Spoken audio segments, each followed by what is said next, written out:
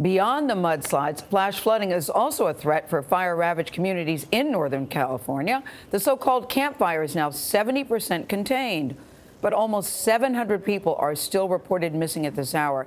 At least 79 people are dead. Meg Oliver is in Paradise, California, where the rain could also hamper the search for the victims. Meg, good morning.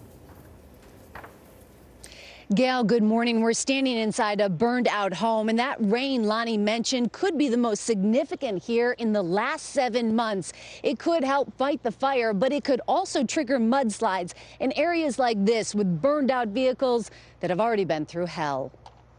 We're up at Lakeview Circle in Eden Rock. As the rains move in closer to Paradise, federal search and rescue team member Brian Ferreira says the pressure is on. The material that we're dealing with, it's heavily, ash and soot, and when the water touches that, it kind of turns to sediment, almost like soil again. It is kind of urgent, yeah, that we get through this as quick as we can.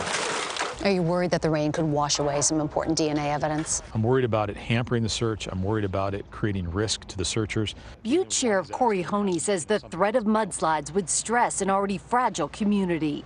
It is the potential of having, dealing with one disaster and having, something else pile on top of us. In nearby Chico, officials are warning evacuees in this tent city to move to shelters because the parking lot where they are is in a flood zone. But with tens of thousands of evacuees, the question is, where should they go? Are you prepared to handle the amount of people without homes? Yes. Kevin Hannes with FEMA says it's unclear if trailers will be brought in to handle the displaced.